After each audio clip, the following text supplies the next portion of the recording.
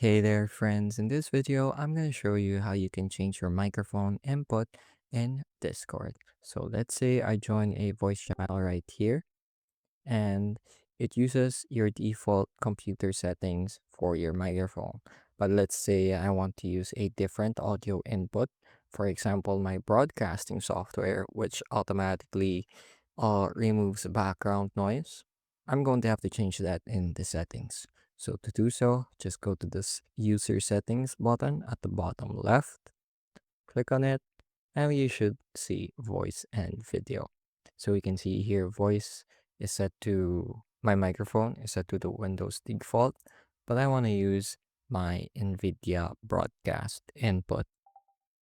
So there we go. We can even test the microphone. If we test this, we should be able to hear our voices.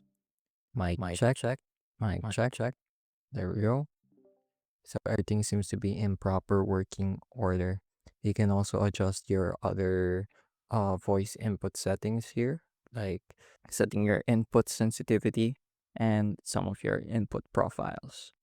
And yeah, so it's a really quick and easy maneuver thing to do. I hope you're able to learn something new and something useful, and thank you for watching.